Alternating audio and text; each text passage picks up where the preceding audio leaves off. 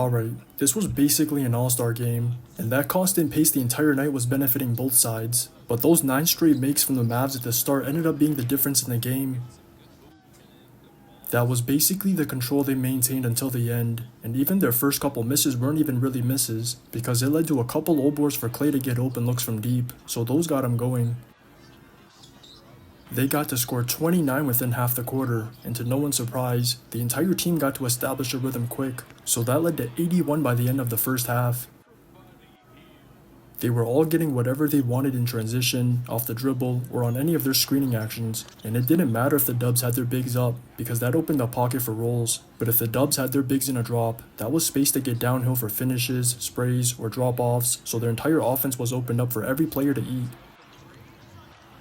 There were a lot of swings on the short, or quick ball reversals to the second side once they triggered the scramble, and it didn't even matter who the ball handler was, but obviously a lot of that was Luka, so he got to finish with a ridiculous 45-point triple-double. He looked comfortable getting wherever he wanted, so he was manipulating the Dubs defense for a bucket or dime whenever he had the rock, and he was even curling off staggers, so he was doing it on the move a decent amount. But it was a similar situation on the other end with Steph, because the Mavs had their bigs show on his screens, and he was still manipulating their defense just as much. He burned them whenever their coverages were loose, but more times than not, he was hitting the pocket for the backside advantage, and was even rejecting, splitting, or extending his dribble to beat the screens, so that was causing a lot of chaos.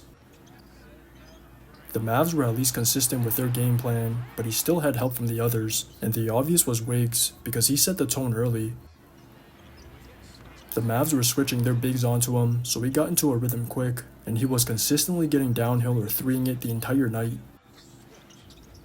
Even Dre got going from deep because the Mavs were sagging off him in transition, so he didn't hesitate to pull, and Lindy got going off a tray on a long O-board in the corner once they finally matched the Mavs' aggression in that aspect of the game. But those O-boards even led to that crucial stretch to end the third, because GP got a couple putbacks, then Steph got a 4-point playoff one, and Kuminga capped off that quick 9-0 run to carry that momentum over into the fourth. This was their best chance at taking control of the game, but that got stopped by Kai, and this was probably the most underrated stretch of the night, because he did it in the midst of the momentum shift. If he doesn't dead it early, the Dubs potentially run it back throughout the quarter, and even though the Dubs made one final push later, they couldn't capitalize on it because of bad fouls, or even worse, because of Klay. He hit 3 timely trays off Luka's dimes, and it was only fitting his final dagger was at the line off a bad closeout, but he could have had a 30-piece to cap off his revenge game if he didn't split at the line off a free take. Just watch the tape. Klay is fouled shooting the 3.